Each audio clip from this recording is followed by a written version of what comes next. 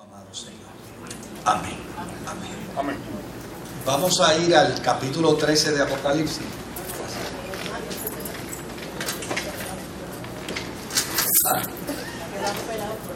¿A quién? Al capítulo 13. Yo pensé que era a mí, yo me asusté de momento. No, al capítulo 13. Pero es el programa que están haciendo. Bueno, este es un capítulo muy importante dentro del libro de Apocalipsis y permite, obviamente, el que haya interpretaciones de él. Así es que lo vamos a mirar y vamos a trabajar con él, con la asistencia del Señor. Me paré sobre la arena del mar y vi subir del mar una bestia que tenía 7 cabezas y 10 cuernos, y en sus cuernos 10 diademas, y sobre sus cabezas un nombre blasfemo. Y la bestia que vi era semejante a un leopardo, y sus pies como de oso, y su boca como de león. Y el dragón le dio su poder y su trono y grande autoridad. Vi una de sus cabezas como herida de muerte, pero su herida mortal fue sanada. Y se maravilló toda la tierra en pos de la bestia. Y adoraron al dragón que había dado autoridad a la bestia. Y adoraron a la bestia diciendo: ¿quién como la bestia? ¿Y quién podrá luchar contra ella? También se le dio boca que hablaba grandes cosas y blasfemias. Y se le dio autoridad para actuar 42 meses. Y abrió su boca en blasfemias contra Dios, para blasfemar de su nombre, de su tabernáculo y de los que moran en el cielo. Y se le permitió hacer guerra contra los santos y vencerlos. También se le dio autoridad sobre toda tribu, pueblo, lengua y nación. Y le adoraron todos los moradores de la tierra cuyos nombres no estaban escritos en el libro de la vida del Cordero, que fue inmolado desde el principio del mundo. Si alguno tiene oído, oiga. Si alguno lleva en cautividad, va en cautividad. Si alguno mata a espada debe ser muerto. Aquí está la paciencia y la fe de los santos. Después vi otra bestia que subía de la tierra y tenía 2 cuernos semejantes a los de un cordero, pero hablaba como dragón. Y ejerce toda la autoridad de la primera bestia en presencia de ella, y hace que la tierra y los moradores de ella adoren a la primera bestia, cuya herida mortal fue sanada. También hace grandes señales, de tal manera que aún hace descender fuego del cielo a la tierra delante de los hombres. Y engaña a los moradores de la tierra con las señales que se le ha permitido hacer en presencia de la bestia, mandando a los moradores de la tierra que le hagan imagen a la bestia que tiene la herida de espada y vivió. Y se le permitió infundir aliento a la imagen de la bestia, para que la imagen hablase e hiciese matar a todo el que no la adorase. Y hacía que a todos, pequeños y grandes, ricos y pobres, libres y esclavos, se les pusiese una marca en la mano derecha o en la frente. Y que ninguno pudiese comprar ni vender, sino el que tuviese la marca o el nombre de la bestia o el número de su nombre. Aquí hay sabiduría. el que tiene entendimiento cuente el número de la bestia, pues es un número de hombre, y su número es 666.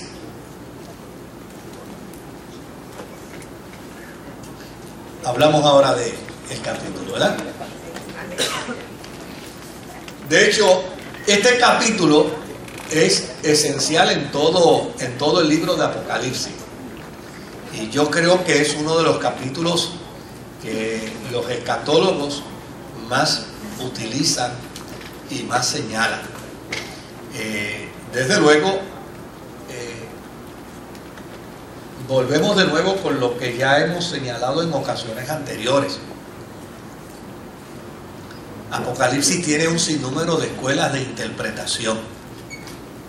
Y en cada escuela de interpretación, pues hay una interpretación que es distinta. No podemos pretender que las interpretaciones sean iguales. Si fueran iguales, habría menos escuelas de interpretación. Y desde luego, todas y cada una de las escuelas que interpreta, en cierta medida, utilizan un esquema de interpretación bastante coherente. Lo que hace entonces que el documento sea un tanto más difícil por el hecho de que cuando uno mira las distintas escuelas, pues cada escuela, por ejemplo, la escuela preterista, que tal vez es la escuela con la que menos uno quisiera vincularse desde el punto de vista de la experiencia, pues la escuela preterista va a decir literalmente, mira, ¿para qué Juan va a estar hablando del futuro si tiene un problema en el presente? ¿Y para qué va a estar dando esperanza futurista si todavía están en el dolor del presente? Yo creo que lo ideal es que trabaje con el dolor del presente y después trabaje con los planteamientos de consolación para el futuro. Y así sucesivamente, cada escuela va a hacer una serie de planteamientos que en alguna medida tienen su lógica. Ahora, lo que es interesante dentro de todo el proceso del Apocalipsis es que veamos, más adelante vamos a ver lo que cada escuela dice, pero veamos ese panorama desde una perspectiva simple, desde una perspectiva sencilla, porque no podemos negar que aun cuando lo vemos de manera simple y sencilla, el capítulo 13 de Apocalipsis tiene muchas cosas que decirnos. Como por ejemplo, en este capítulo se plantea que Satanás, una vez fue arrojado del cielo, sabe que le queda poco tiempo, ¿verdad? Y decide hacer todo el daño que sea posible. Ahora, ¿de dónde surge el planteamiento que puede utilizar, en este caso, el autor del Apocalipsis para determinar que Satanás fue arrojado del cielo? Porque realmente no hay un documento bíblico que así lo plantee.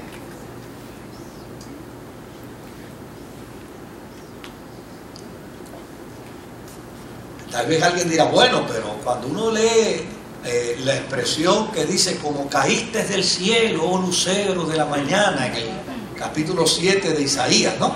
Y en Ezequiel 14, pues ahí uno lo ve. Dice, lo que pasa es que esas profecías no fueron destinadas a Satanás.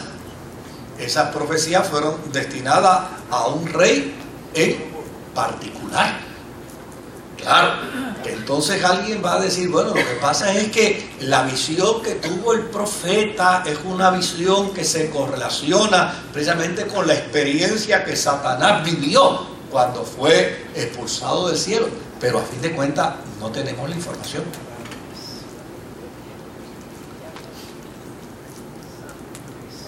No sé si me están entendiendo, ¿verdad?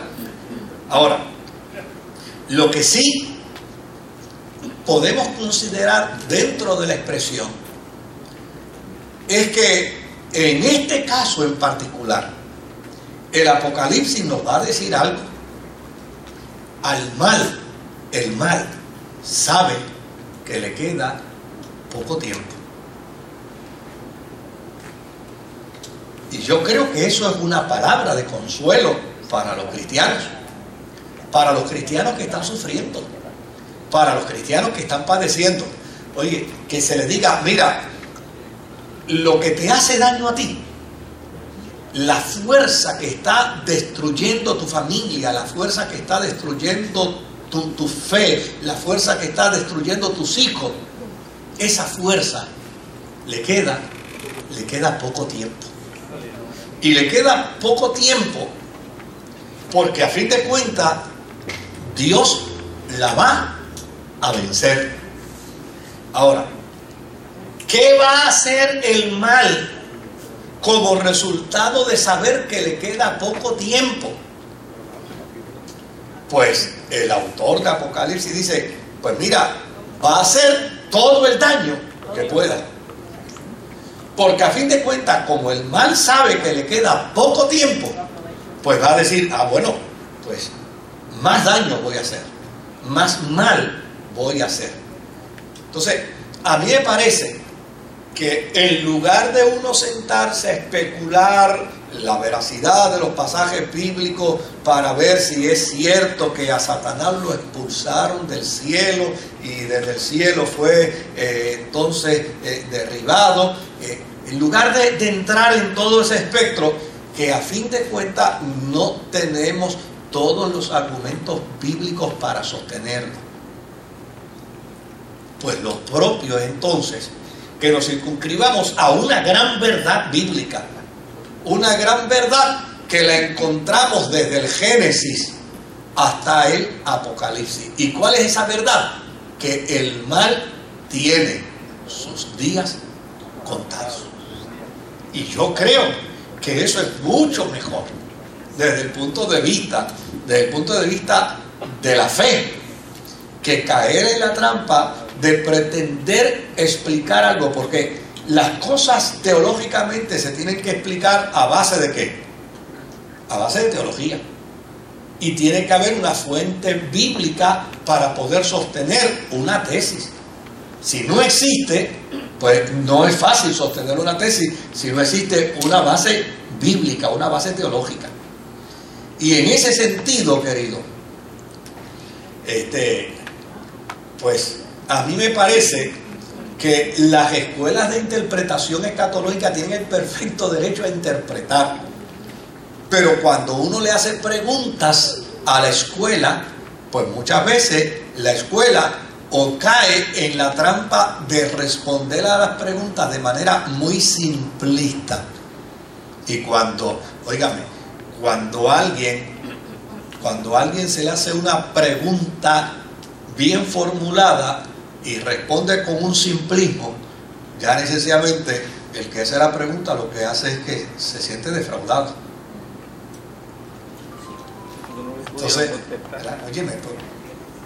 Entonces, o en su defecto hay que empezar a hacer una serie de malabarismos teológicos que no se pueden sostener. Entonces, ¿qué es lo propio sobre el particular? Mire, si hay algo que nosotros no podemos negar. Yo una vez tenía una conversación con un hombre a quien yo consideré una autoridad en el Antiguo Testamento, y una persona a quien yo respetaba mucho en el campo del Antiguo Testamento, que él decía, mira Moisés, eso de la historia de los diablos y de los demonios, eso es una invención del exilio babilónico. Y yo le decía, está muy bien, si esa es la posición que usted tiene, pues no hay ningún problema. Pero el asunto aquí es que Jesús habló de la existencia del mal. Y yo soy discípulo de ¿quién? Yo soy discípulo de Jesús. Y yo doy por cierto lo que Jesús dijo. Y yo doy por verdadero lo que Jesús dijo. Y si Él habló de la existencia del mal, pues mire, poco da llamarle diablo, que llamarle demonio, que llamarle Belcebú, que llamarle príncipe de las tinieblas. Lo que usted y yo no podemos negar es que hay una influencia, que hay una fuerza que se le llama mal Y desde luego, desde el punto de vista de Jesús, Él vino precisamente para derrotar esa fuerza que se conoce como una fuerza del mal. Entonces, pues eso no lo podemos negar. Lo otro, bueno, que cada cual lo plantee como mejor lo entienda. Pero nosotros no podemos negar que hay una fuerza del mal y que el Evangelio precisamente vino para deshacer las obras de ¿qué? Las obras del mal. Entonces, a mí me parece que... ¿Ah? O sea que tenemos que aceptar que hay un ser que nos tira tentaciones, pues porque claro, de la misma forma que Satanás le tiró tentaciones a Jesús, tenemos que aceptar eso. no podemos negar que hay una fuerza del mal. Sí, correcto. Es más, a veces yo pienso que en lugar de estarle tirando piedra a los diablos de afuera, deberíamos empezar a expulgar los diablillos, que a veces, ¿verdad?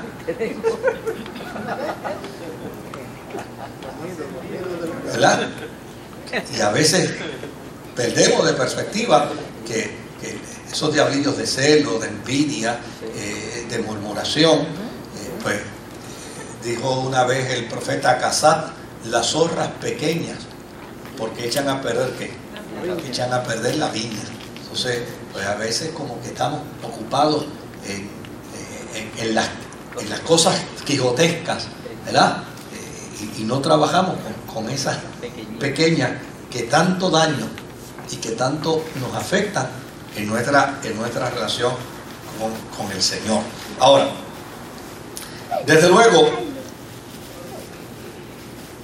para comunicar el autor del Apocalipsis esa fuerza del mal que sabe que le queda poco tiempo y que llana y sencillamente ha decidido afinar su maldad contra los cristianos, pues a esa trilogía él la llama Satanás, la llama la bestia y le llama el falso profeta. Y desde luego, aquí dentro de este capítulo 13 están interactuando esos tres elementos. Por un lado, el mal que está representado en Satanás, el mal que está representado en la bestia y el mal que está representado también en el falso profeta. Claro, ¿por qué este capítulo es el capítulo que más resalta dentro de los estudios apocalípticos? Bueno, porque todo el que ha querido identificar a alguien con el falso profeta y ha querido identificar a alguien con la bestia, con el anticristo, pues sale corriendo al capítulo 13 de Apocalipsis para de ahí empezar a buscar evidencia. Y desde luego es gracioso porque la evidencia que se busca es a base, por lo general es a base del nombre del individuo. Esa es la evidencia que se busca. Y entonces se utilizan una serie de formas para lograrlo. Por ejemplo, en el campo de la numerología o en el campo de las letras, que se le asignan números. Yo me acuerdo de algunos del pasado, pero pudiera hablarle de algunos del presente, ¿no? Por ejemplo, a unos religiosos se le ocurrió pensar que Ronald Wilson Reagan era el anticristo. Y por algo tan simple como que tenía 6 letras en el nombre y en los apellidos, ¿verdad? Y Ronald 6, Wilson 6 y Reagan 6. 6, 6, 6. Se acabó el anticristo. Lo mismo pasaba con Henry Kissinger, ¿verdad? Que entonces sumaban. Lo mismo sucedió con Hitler. Entonces le asignaban a la primera letra el número 100 y después de ahí empezaban entonces a hacer un juego de números y finalmente sumaban todos los números y daba 666 y entonces se decía Hitler es entonces el anticristo. Ahora, yo creo que en lugar de detenernos en ese juego de crucigrama, que es como yo le llamo a eso, ¿no? Un jueguito de crucigrama, yo creo que la iglesia debe desarrollar un mejor entendimiento del Apocalipsis para hacer lo que es necesario hacer. ¿Y qué es lo necesario hacer? Pues mire, la iglesia tiene una gran consigna, y la consigna de la iglesia es la proclamación del Evangelio. Esa es la consigna de la iglesia. Y la iglesia no puede cambiar su consigna ni por Satanás, ni por la bestia, ni por el anticristo, ni por nada, ni por nadie.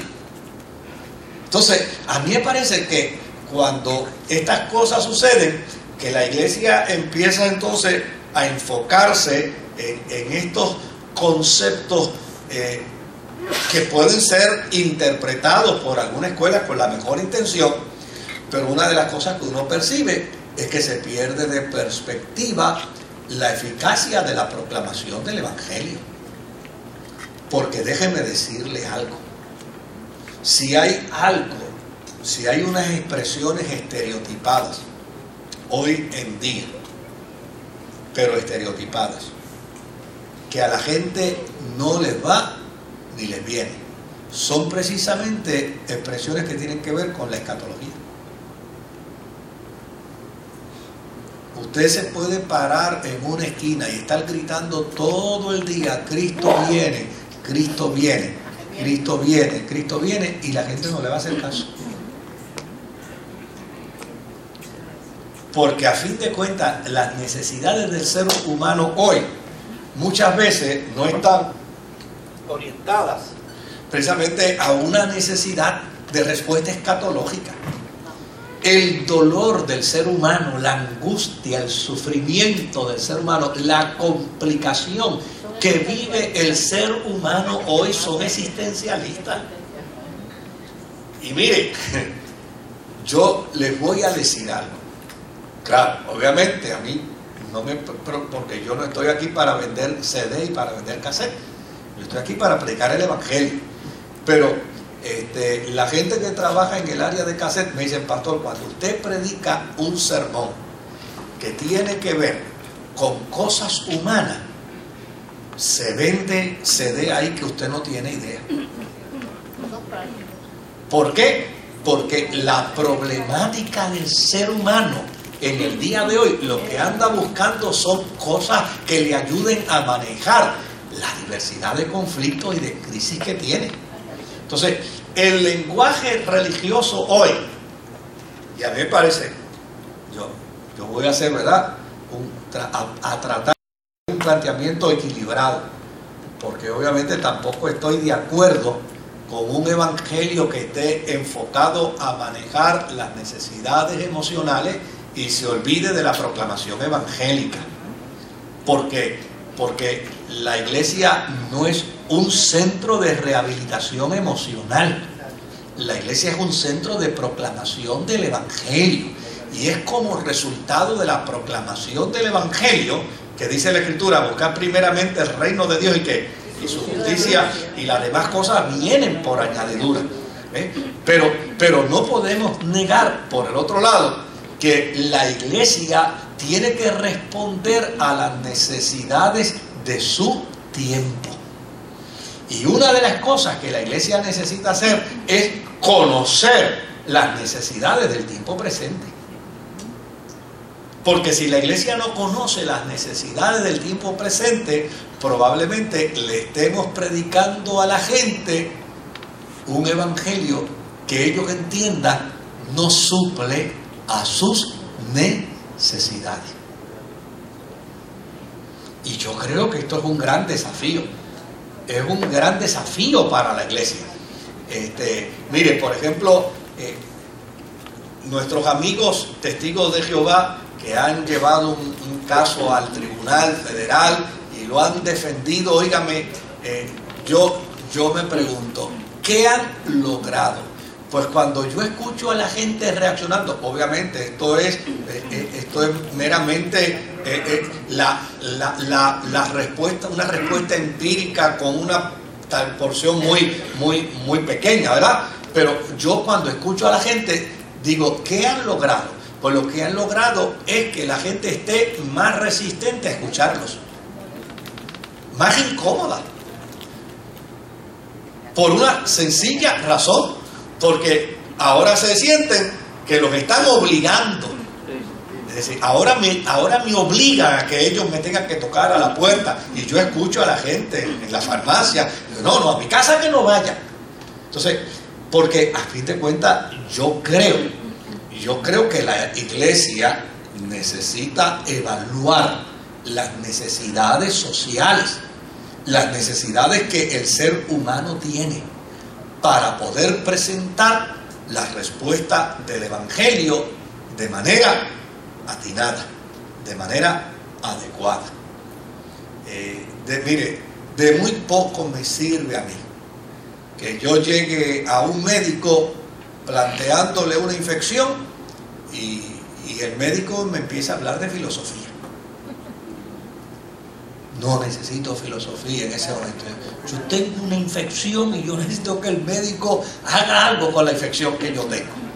Pues yo recuerdo una vez una anécdota que leí de una iglesia donde llegó un joven que se iba a suicidar, un muchacho que iba a hacerse alcohólico y una muchacha que iba a dedicarse a la prostitución. Ese era el cuadro de la anécdota. Dice que llegaron a una iglesia y escucharon todo el proceso litúrgico religioso. Y la anécdota concluía diciendo, al otro día el joven se suicidó, el otro se entregó al alcoholismo y la joven se entregó a la prostitución. ¿Por qué? Porque a fin de cuentas la iglesia cacareó, pero no respondió a qué, a las necesidades del ser humano. Entonces, una de las preocupaciones que a veces uno tiene con respecto a estos temas es que sí, las escuelas tienen el perfecto derecho, pero a fin de cuentas,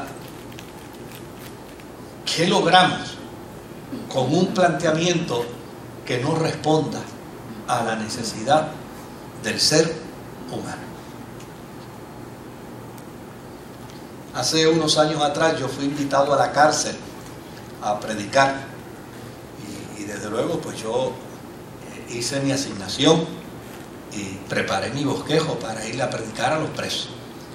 Pero juntamente conmigo estaba el coro de la Universidad de Puerto Rico, que había ido a cantarle. Y la última canción que el coro cantó, el coro de la Universidad de Puerto Rico, es una canción bien popular de Navidad. Esta casa tiene las puertas de acero. Y los que viven en ella son unos caballeros. Y yo empecé a mirar mi bosquejo y a escuchar la canción, a mirar mi bosquejo y a escuchar la canción, a mirar mi bosquejo y a escuchar la canción. Terminé guardando mi bosquejo y entonces escribiendo en un papelito precisamente la canción, porque a fin de cuentas me hacía más sentido trabajar con la realidad de lo que el Evangelio podía hacer en bien de ellos. Claro que la cárcel tiene las puertas de acero. Claro que se hace impenetrable el poder salir de la cárcel hacia la vida de comunidad. Pero el Evangelio puede transformar la vida de esos hombres en caballeros. Y fíjese, ese fue mi texto para predicarle. ¿Y sabe cuál fue el resultado? Que cuando invité a la conversión, yo fui invitado por la hermana Esther Rodríguez, cuando invité a la conversión, más de 70 o 80 jóvenes de los que estaban allí levantaron su mano para recibir a Jesucristo como su Señor y Salvador. Y alguien dirá, bueno, a lo mejor si hubiera usado el texto bíblico y el bosquejo se hubieran convertido 100, tal vez, pero yo yo pensé mejor que utilizando la expresión de aquella canción tan pegajosa que ellos siguieron cantando entusiasmados, me parecía que podía lograr mejor objetivo en la proclamación del Evangelio.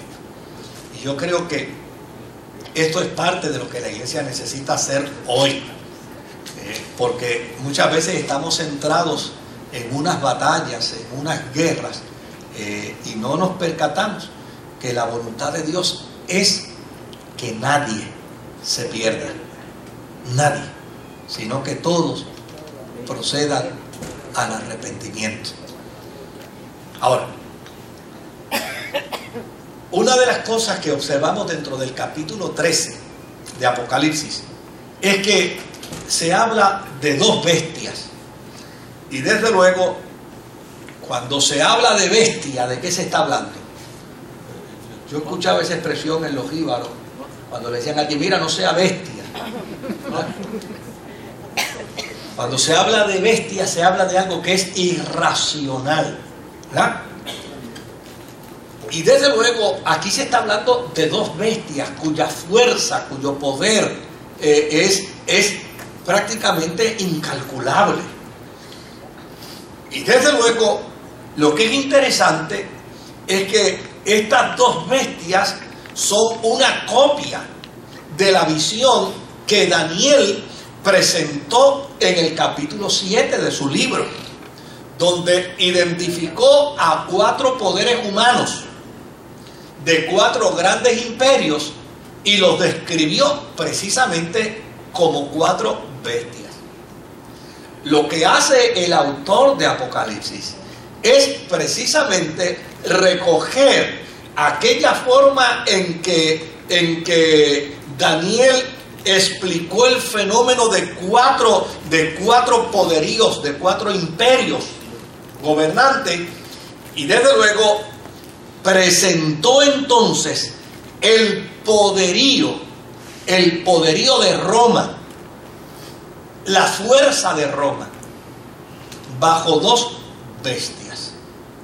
Una bestia que tenía que ver con el sistema del gobierno y otra bestia que tenía que ver con el sistema religioso, porque a fin de cuentas la razón por la que los cristianos del segundo siglo de finales del primer siglo estaban teniendo problemas con Roma no era por el sistema de gobierno, era por el sistema religioso que el gobierno había establecido. Con antelación, los cristianos no tenían problemas con Roma. Cuando Roma no había hecho de su sistema político uno religioso, los cristianos estaban felices con el imperio. De hecho, cuando usted lee al apóstol San Pablo en el capítulo 13 de su carta a los romanos, dice que el imperio romano es un ministro de Dios, que Dios ha establecido para castigar al que hace lo malo. Y dice que los magistrados de Roma y los soldados de Roma son ministros de Dios. Y cuando usted lee la carta de Pedro con respecto al imperio romano, ¿qué dice? Toda alma se someta y oren por el rey y bendigan al rey. Lo que hace entender es que los cristianos vivieron un tiempo donde el imperio romano les fue de bendición. De hecho, el apóstol San Pablo se libró en varias ocasiones de la muerte. ¿Gracias a qué? Gracias al imperio romano. Si no hubiera sido por el imperio romano y porque él era ciudadano de ese imperio, a Pablo lo hubieran liquidado con antelación.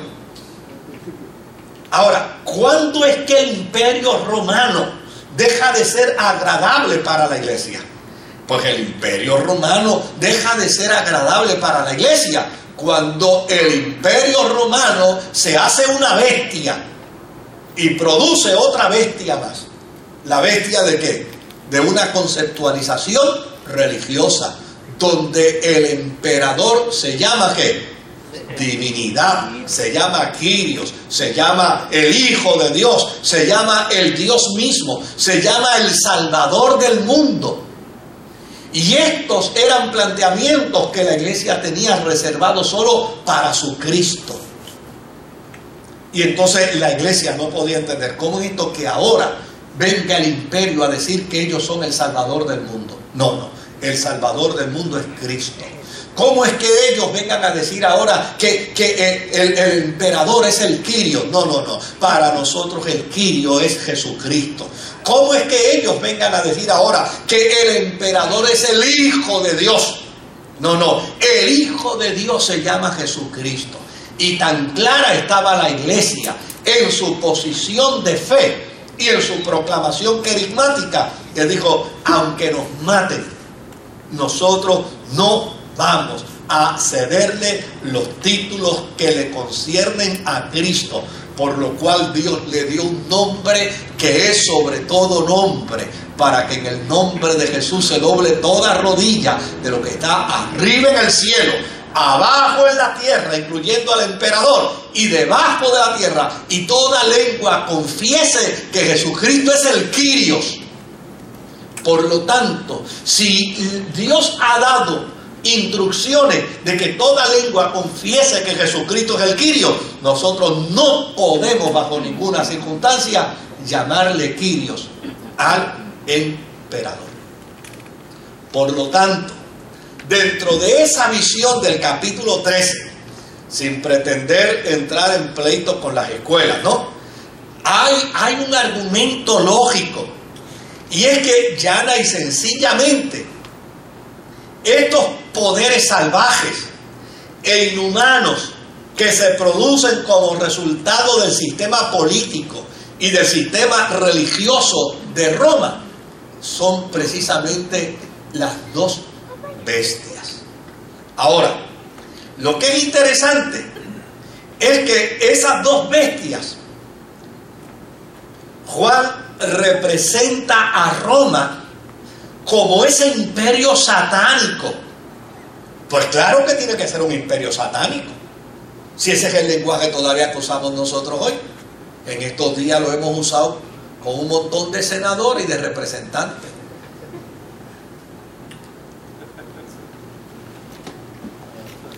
Y también se usó con el gobernador cuando fue al Capitolio a presionar. Ya los aliados de Satanás. Eso es parte del lenguaje religioso. Entonces, todo aquello que la iglesia entiende que se expresa contra la fe, ¿cómo se le llama? Pero mire, si lo hacemos, yo escucho a la gente. Mira, yo iba por ahí en el carro lo más tranquilo y allá en la luz vino un hijo del diablo y por poco me choca. Porque para ese cristiano, ese que le quita la paz se convierte en un hijo de ¿quién? No el diablo. O sea, pues no podemos extrañarnos, no podemos extrañarlo. Que Juan identifique los poderes de Roma como poderes que vienen del imperio de Satanás, que incluye todos los terrores de la maldad y que a fin de cuentas son los responsables en ese momento del dolor, del sufrimiento y de la angustia de los cristianos. Y óigame, y ahí no se trataba de una ley para dar una libertad a unos individuos, no, ahí de lo que se trataba eran de leyes para matar cristianos, para perseguir cristianos, para destruir cristianos. Ahora, fíjense qué interesante. Juan tiene que compartir una información y la tiene que compartir bajo un estilo camuflajeado, a nivel de contraseña. Y si usted ve bien, dice, el que lea, ¿qué? El que lea, entienda. Es como decirle, mira, yo te voy a decir esto, pero esto que te estoy diciendo no es lo que te quiero decir. Detrás de esto está ¿qué? Está la respuesta. Aquí hay sabiduría. Es decir, no leas literalmente. Lee ¿qué? Lee e interpreta. Y claro, entonces, mira lo interesante. La bestia de Apocalipsis, según Juan, tiene 7 cabezas y tiene 10 ¿qué? Tiene 10 cuernos. Desde luego, como yo tengo que darme a la asignación de mirar las escuelas, oigan, yo he mirado una serie de fotos de la manera como algunos artistas han representado esta bestia. Y ¿sabe qué me sorprende? Que hoy en día en las películas de Hollywood esas fotos se dan y esas bestias se dan. ¿Verdad? Y yo digo, mira qué interesante el ingenio de los pintores de 200, 300, 400, 800 años atrás, que ya podían representar esas bestias de una manera tan gráfica. Y yo vi en estos días unas bestias de 7 cabezas, con 10 cuernos. Yo decía, wow, pero qué cosa más impresionante esta. Ahora, ¿qué pretende Juan hablar aquí? Mire, él está representando precisamente a los gobiernos y a los emperadores de Roma en ese momento. ¿Y quién fue el primero que inventó el embeleco de que al emperador había que vérsele con divinidad? Pues, desde luego, mire qué interesante. Augusto, el primer emperador romano,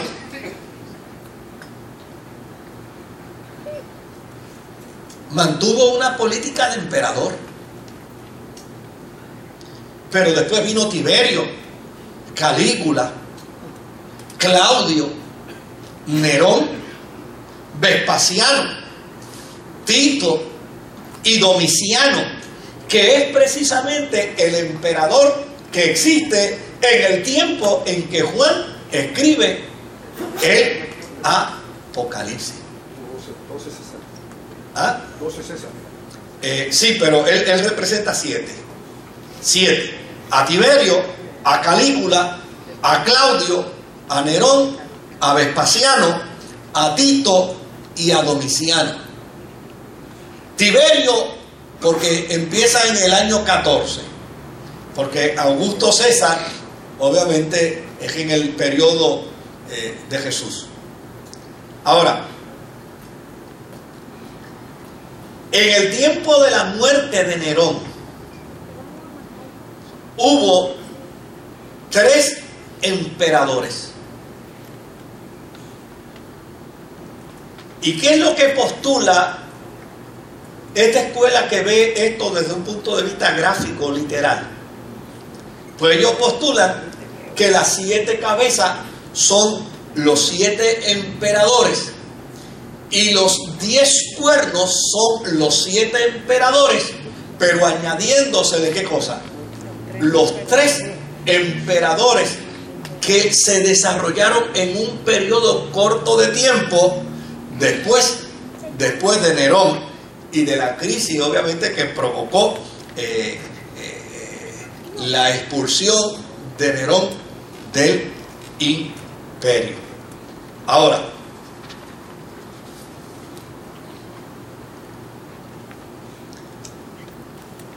nadie puede dar por cierto esta postulación tampoco. Cada cual lo que hace es que interpreta, ¿verdad? Hay unas escuelas que ven detrás de esto el imperio ¿qué? El imperio europeo presente. Y dice que los 10 cuernos son ¿qué? 10 naciones. Son las 10 naciones europeas. Pero el problema cuando uno mira es que yo no sé cuántas son ahora mismo las naciones europeas, pero yo creo que son 12. Son 13. Entonces, espérate, pues. Crecieron 3 cuernos más. Pero entonces, claro, estos escatólogos dicen, no, lo que pasa es que de esas hay 3 que van a desaparecer. Y quedan 10. Entonces, cuando desaparezcan esas 3, quedan 10. Y si usted observa, a veces uno dice, oye, están casi a punto de pegarla, porque en ocasiones Grecia ha estado fuerte desaparecer.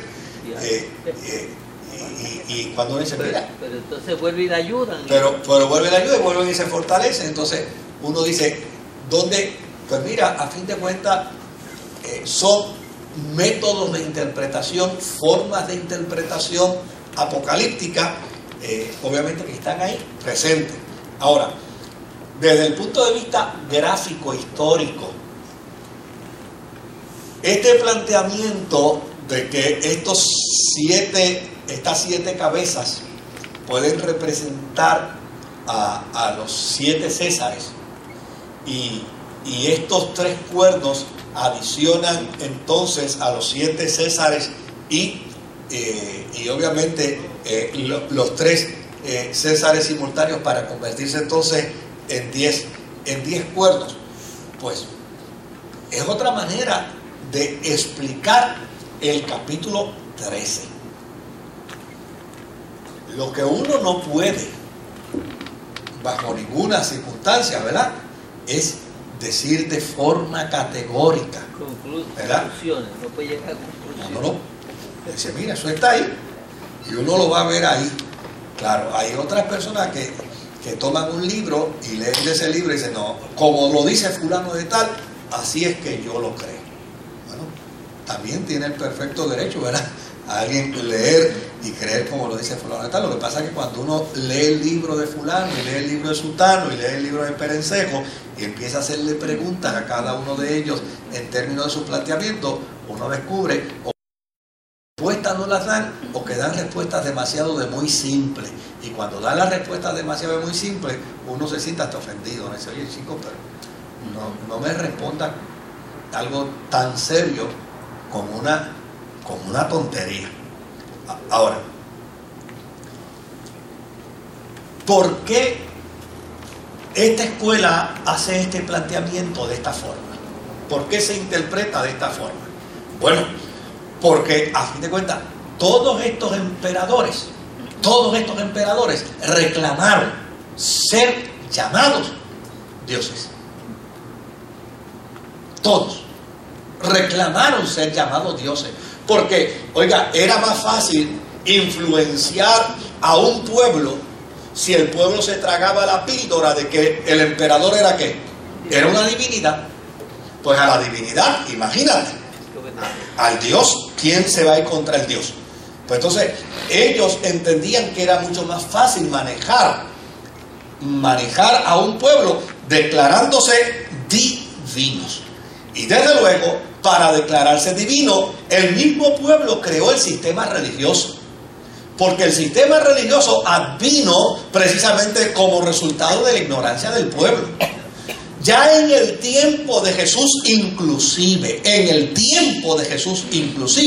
existían templos dedicados al imperio romano y a la divinidad romana.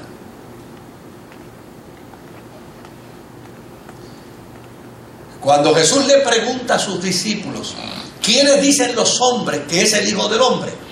Cuando Jesús le hace esa pregunta a sus discípulos, precisamente se la hace porque en el lugar donde Jesús le está preguntando, se ve que allí hay templos dedicados a la mitología griega, pero entre ellos hay un templo dedicado al Dios del imperio romano, que era el César.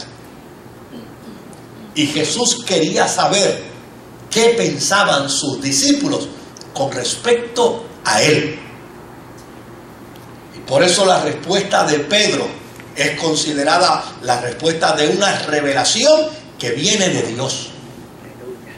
No te lo has revelado carne ni sangre. Ahora,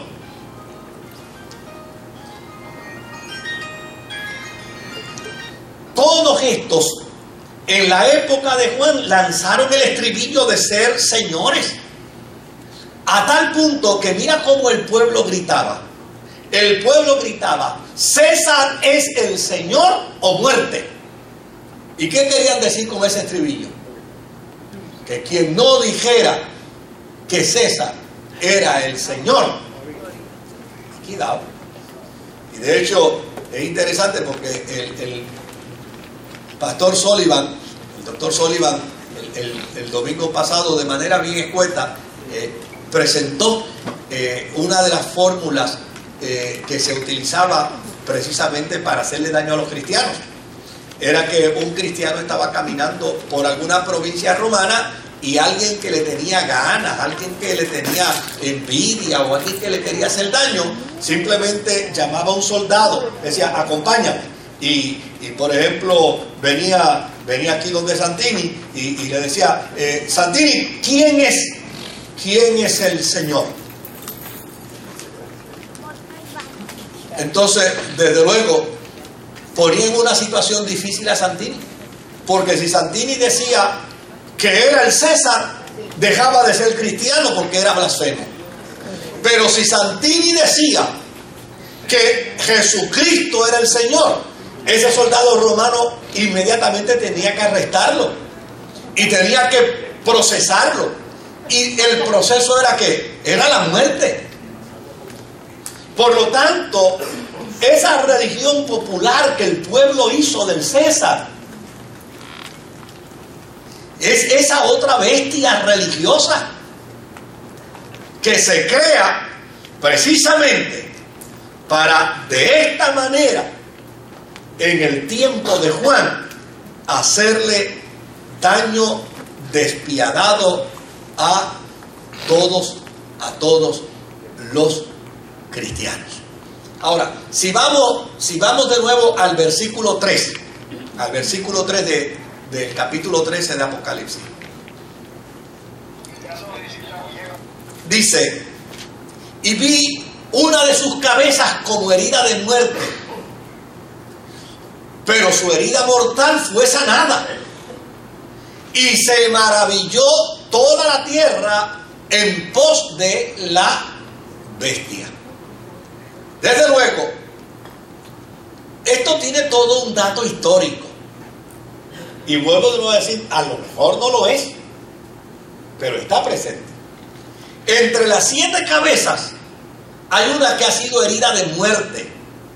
Y se dice que fue restablecida a la vida nuevamente.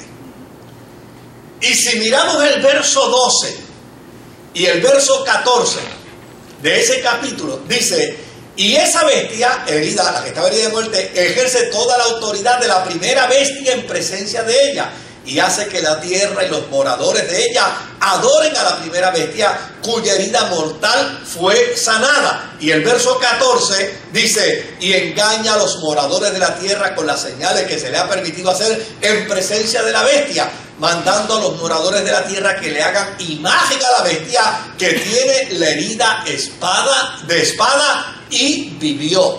Por lo tanto, ¿a quién le aduce la responsabilidad Juan de que la bestia de los emperadores viva?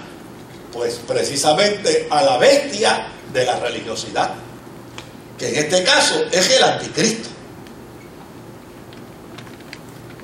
Esa bestia de la religiosidad es la que determina darle vida de divinidad a los césares.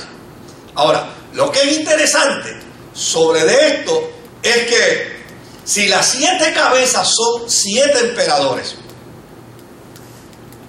entonces esa cabeza herida y restablecida tiene que representar a un emperador que murió y que volvió de nuevo otra vez ¿a qué? A la vida.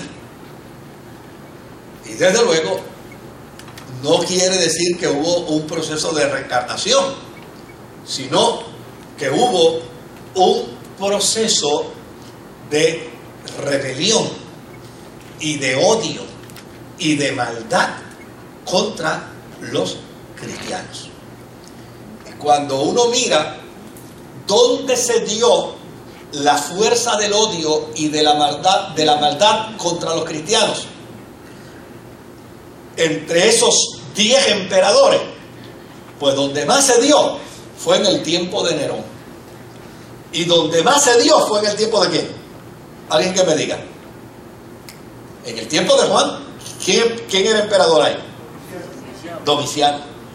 Por lo tanto, ¿cuál es el planteamiento que está aduciendo Juan desde el punto de vista literal? Que Nerón está representado nuevamente ¿en quién? En Domiciano. Domiciano es esa bestia que una vez murió y ahora ha vuelto de nuevo ¿qué? A la vida. Porque los otros imponían su divinidad, pero nunca le hicieron tanto daño a los cristianos como Nerón y como Domiciano. Por lo tanto, la interpretación que se da con respecto a esa bestia que estaba herida y que volvió de nuevo a reaparecer, desde luego, se interpreta en términos de la persona de Nerón y de Domiciano. Ahora, ¿por qué Juan hace ese planteamiento? En los oráculos sibilinos se decía que en los días más terribles de la tierra iba a venir un rey de Babilonia, al que todos odiaban, un rey terrible y de linaje abominable. Los oráculos sibilinos decían que era un matricida, uno que había asesinado a su madre, uno que había sido exiliado de Roma y uno que regresaría de nuevo, ¿de dónde? Del Éufrates. Y desde luego, como eso era un planteamiento de los oráculos sibilinos, en el mundo judío, ¿qué se creía? Que los oráculos sibilinos de lo que hablaban era precisamente de la reaparición de Nerón. Y muy probablemente lo que Juan está haciendo dentro del Apocalipsis es diciéndole, sí, ha aparecido nuevamente Nerón, pero ha aparecido ¿en qué? En esta versión de Domiciano, que ha respirado crueldad contra los cristianos, que se ha revelado como nunca antes, como nunca antes. De hecho, era una forma de decir, este es más malo que el diablo. ¿Se da cuenta? Este es más malo que Nerón. Es la forma, es la manera. Claro, volvemos de nuevo. Todas las escuelas pueden tener razón en sus argumentos. Nadie aquí puede decir, yo tengo la interpretación correcta. Lo que aquí es cierto es que los cristianos están sufriendo. Lo que aquí es cierto es que los cristianos están padeciendo. Y el Apocalipsis es un documento de esperanza para esos cristianos. Y lo que es cierto es que el Apocalipsis sigue siendo un documento de esperanza para todos los cristianos.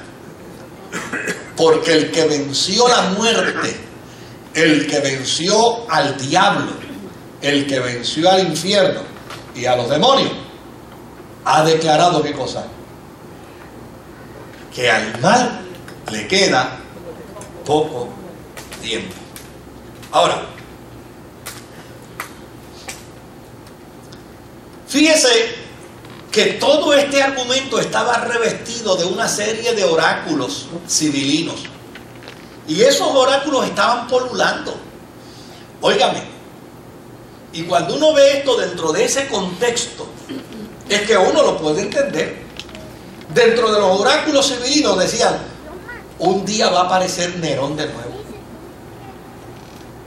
Y los oráculos sibilinos decían, el que viene tiene que ser como un matricida. ¿Y por qué? ¿Y por qué tiene que ser como un matricida? Mire, cuando uno ve el panorama de Nerón, es que uno entiende precisamente que Domiciano, a quien más se asemeja no es a Calígula ni a Otón, a quien más se asemeja es precisamente a Nerón. Mire, Nerón fue hijo de malas entrañas, pero fue hijo de mal padre. El padre de Nerón se llamaba Gnaeus Domitius Aenobarbus, ¿verdad? Ahora, mira lo que se recoge históricamente del padre de Nerón. Dice que en una ocasión mató a un liberto porque el liberto no quiso seguir bebiendo con él. O te das el trago o te mato. Y el liberto dijo, no, no voy más. Y lo mató. Por el otro lado, dice que yendo por la vía Apia, vio a un niño cruzando la vía y él iba en su carreta y la gente le gritó que redujera y él mató al niño.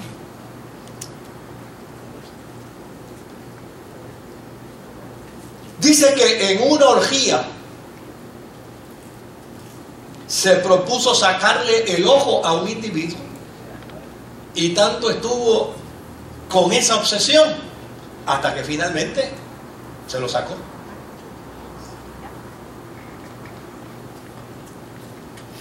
Ese es el padre. Doña Agripina, su madre, ¿verdad?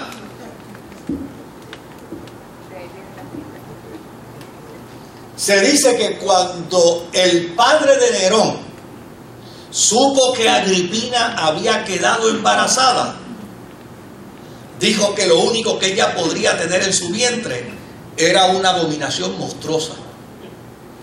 Él decía, de Agripina y yo, lo que puede salir es una bestia.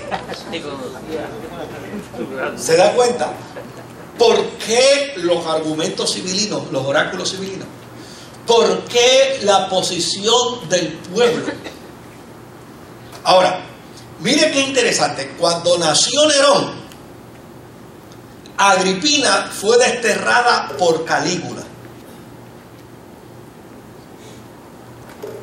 Y desde luego, siendo la criatura una criatura imperial, entonces confiaron a Nerón al cuidado de su tía Lépida. Y desde luego, Lépida buscó dos esclavos, uno que era barbero y otro que era bailarín, y de quienes se dicen ambos eran dos depravados, para que ellos fueran los que lo educaran. Y desde luego, cuando Calígula muere, que adviene al poder Claudio, Claudio era tío de Agripina. Y Agripina entonces le solicita a su tío que la devuelva de nuevo del destierro. Y Claudio trae a Agripina. Ahora, ya cuando Agripina está de nuevo en Roma, su ambición era procurar que su hijo fuera emperador. Y para hacerlo emperador, ella fue donde unos adivinos. Y los adivinos le advirtieron que cuando él se hiciera emperador, las consecuencias iban a ser desastrosas para ella. Y la respuesta que Agripina dio fue: que me mate si me quiere matar. Lo único que yo quiero es que él sea emperador. Ahora, ¿cómo podía lograr Agripina que su hijo fuera emperador? Porque Claudio tenía esposa. Y Claudio tenía un hijo, una hija llamada Octavia y un hijo llamado Británico. Ella era sobrina de Claudio. Por lo tanto, ella sedujo a su tío hasta convencerlo de que la hiciera su esposa. Y después que lo convenció que le hiciera su esposa, entonces se dio a la tarea de convencerlo para que adoptara por la ley romana a su hijo Nerón como hijo de Claudio. Desde luego, cuando se habla de que Nerón era hijo de Claudio, es hijo por adopción, siendo tío segundo de Nerón. Ahora, una vez ya Claudio adopta a Nerón como su hijo, Agripina contrató al famoso filósofo cordobés Séneca y a un gran militar llamado Afranio Burro para que fueran sus tutores. Y desde luego, ella misma se dio a la tarea de ir desplazando poco a poco a británicos y poniendo a Nerón en las funciones más importantes. Ahora, fíjese cómo se da el asunto. El matrimonio duró 5 años. ¿Y qué hizo doña Agripina? Pues doña Agripina le preparó una sopa de setas. Cuidado con las setas, ¿sabes?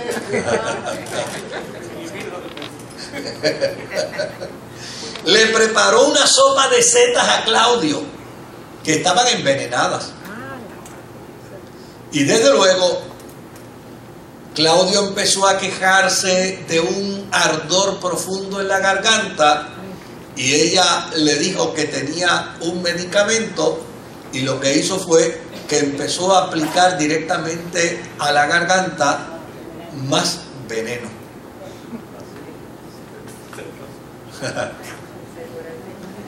Y desde luego, una vez murió Claudio, entonces Agripina sobornó al ejército para que se declarara a su hijo Nerón emperador.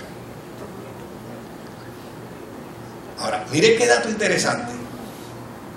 Los primeros 5 años de Nerón como emperador de Roma fueron los mejores 5 años de Roma con un emperador, porque Nerón no gobernaba. Quien gobernaba era Séneca y Burro.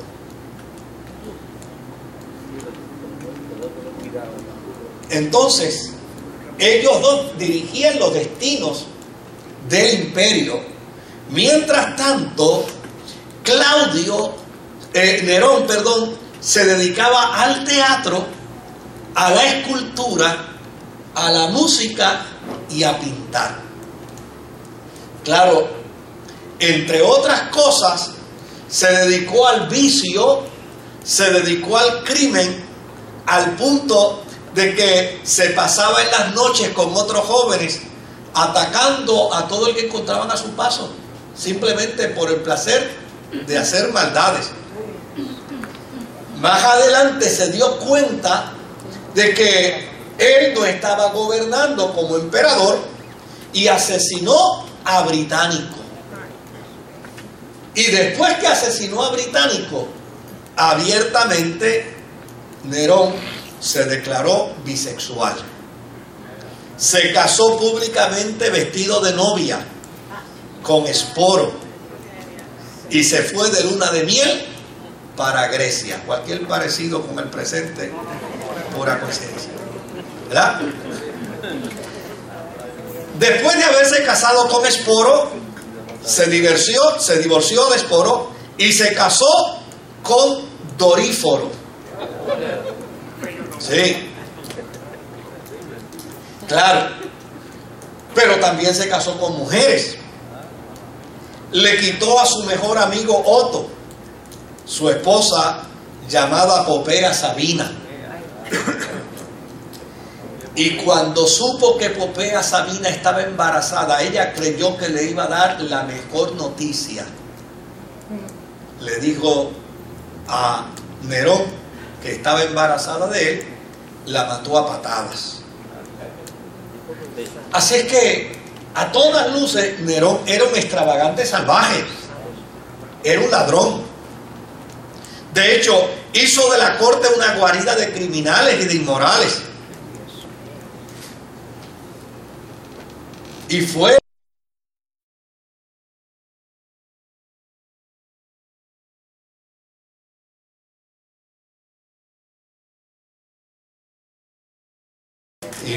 con anterioridad al 80 no había un crecimiento tan marcado en el mundo evangélico en Puerto Rico que como ahora. Y a eso era que nos referíamos, o sea, que ir casa por casa hoy en día o utilizar un discurso que no responda a las necesidades de la gente realmente no nos va a ayudar tanto como si conocemos la necesidad de la gente para evangelizar. De eso es que se trata. Sí, a lo que iba era que Vicario Philly Days, ¿verdad? Sí. Sumado en romano, curiosamente da 666. Sí, no, y cualquiera que tenga un nombre con 6 letras y un apellido con 6 letras y otro apellido con 6 letras va a dar 666 también, y no necesariamente es el anticristo. Muy bien, sí, claro. Pero como cosa curiosa, Gorbachev, ¿verdad? Que también... Sí, Mikhail Gorbachev. Sí, pero también a lo que iba, como cosa curiosa, toda esta ensalada de cuestiones raras que están sucediendo, como los países que son comunistas, ¿verdad?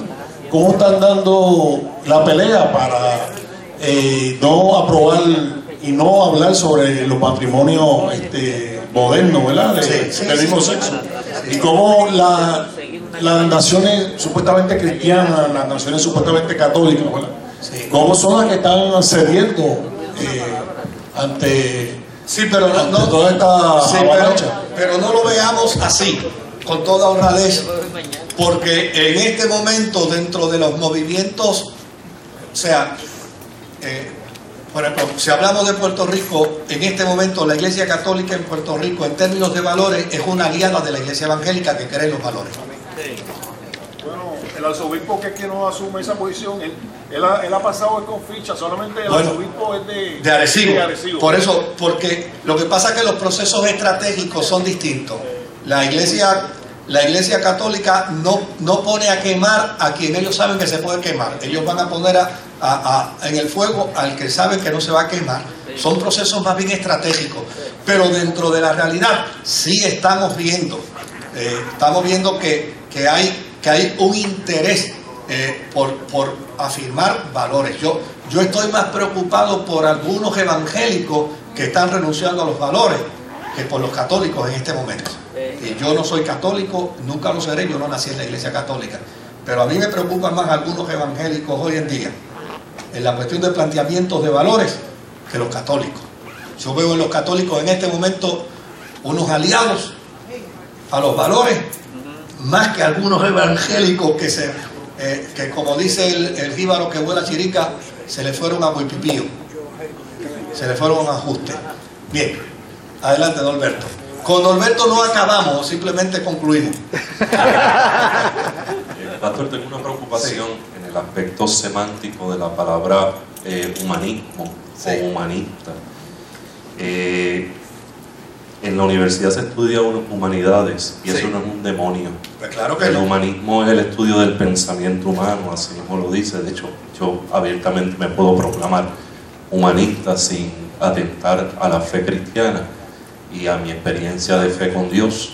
Yo creo que eso es bueno aclararlo, porque ahora demonizamos una palabra, de hecho, o un concepto, y hay que tener cuidado con eso. Yo creo que todo pensamiento que desacralice la fe cristiana, la experiencia de fe cristiana, pues obviamente hay que... Es anticristo. Es anticristo, sí. Obviamente. Obviamente, quien crea el movimiento humanista es el cristianismo mismo. No lo podemos descartar. El problema cuando se menciona humanismo no en el sentido del verbo que se hizo carne, que se humanizó. Cuando hablamos del humanismo es de ese movimiento que da la espalda a Dios para centralizar al hombre. Pero sí, estamos plenamente conscientes de que el humanismo en su raíz etimológica no es mal. Es precisamente cuando en nombre del humanismo el hombre se hace grande y Dios se reduce y la fe se reduce. De eso es que propiamente estamos hablando. Bueno, me pasé por 12 minutos, me van a perdonar. Pero hasta que no clarificáramos algunas dudas, pues no nos íbamos a ir. Nos ponemos